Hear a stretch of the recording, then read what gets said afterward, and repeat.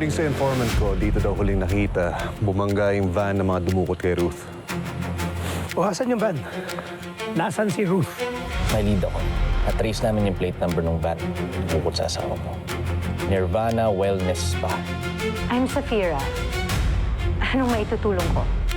Kayo ba may-ari itong sasakyan na to? Bro, good news. Nahanap ko na sa nagtatago yung madre. Paano ako to? Bigyan mo ako ng konting panahon para malaman ko kung ano nangyari kay Ruth. Pag nakita ko siya, kasama ako siya.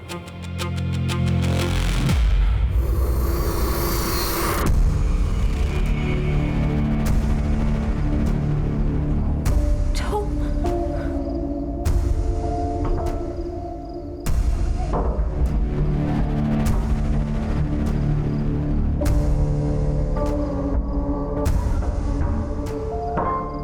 Joe, ano ka ba? Kanina pa kita hinahanap.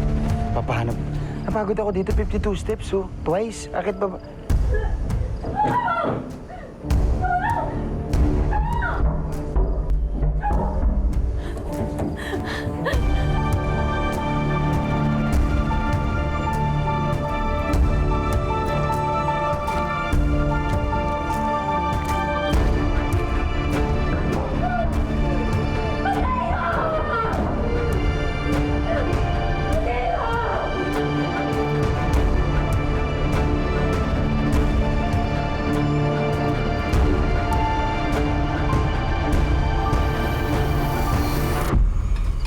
Pepe, kain na tayo. Pepe.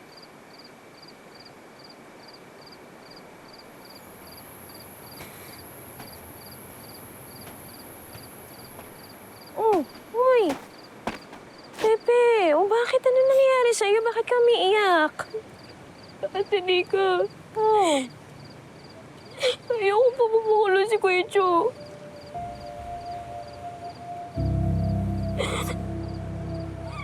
Mag-inom po yan. Hindi siya ng polis. Ayoko na po mawala na magulang ko na eh. Ayoko mawala si Kuya Cho.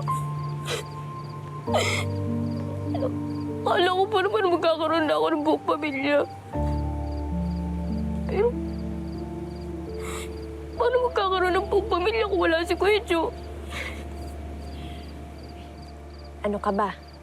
Eh, hindi naman mawawala ang Kuya Cho mo. At saka, pwede naman natin siyang bisitahin o dadalawin natin, ganun. Lagi pa rin po siyang wala. Hindi natin siya araw-araw pa kasama.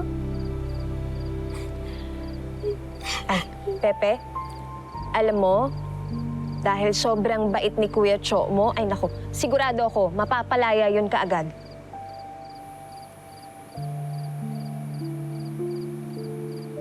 Talaga po? Pwede po yun? Oo. Oo, pwede yun. Makakalaya yun kaagad. Sure ako. Kahit 6 na buwan pa lang, pwede na? Oo. Oo. Oo. More or less, mga ganun. Oo, pwede yun. Pwede yun. Sige po, pero araw-araw natin siya bibisitahin hanggang sa makalaya siya, ah. Oo naman. Araw-araw, promise. Ano? Kain na tayo? Halika na.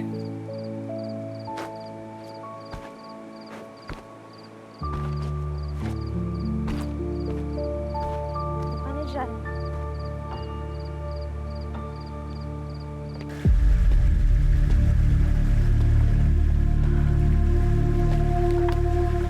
You're here.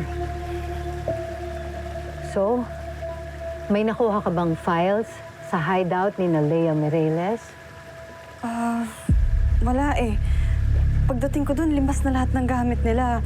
Computer servers, hard drives, lahat. Impressive.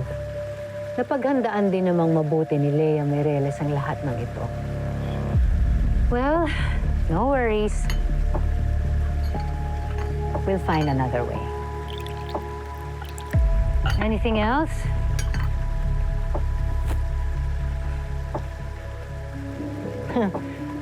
May sasabihin ka pa. Francesca? Ano kasi, nung pagdating ko doon, nandun si Joshua, si Dwayne at si Aaron. So, sinabi mo nga, limas na ang lahat. So, malamang wala silang nakuha, hindi ba? Anong problema? Si Aaron kasi nalagay sa alanganin, so niligtas ko siya. Dinala mo siya dito? Oo, kasi baka makatulong sa atin si Aaron. Sigurado ako marami siyang alas na hawak na Sinong nagsabi sa'yong pwede mo siyang dalhin dito? Wake up, Francesca. You and your feelings for that boy. Tigilan mo na yung kagagahan mo sa kanya. He will be a distraction while he's here. Safira, anong gagawin natin? Nandyan na siya. Paalisin mo! Pabalikin mo siya doon kina Mateo. In fact, magagamit natin siya pag nandun siya kina Mateo. Ano? Siyang magiging mata at tenga natin sa grupo nila.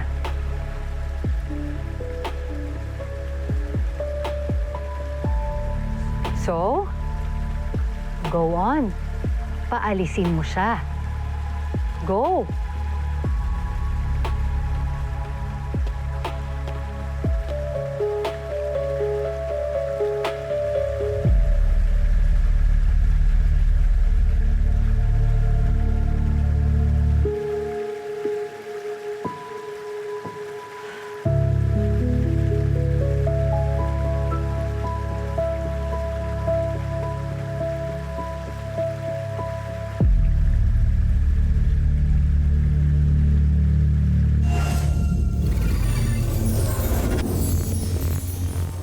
Hello mga kapatid, this is JM De Guzman of My Best Friend Eman. Gusto mo pa malaman na next na mangyayari?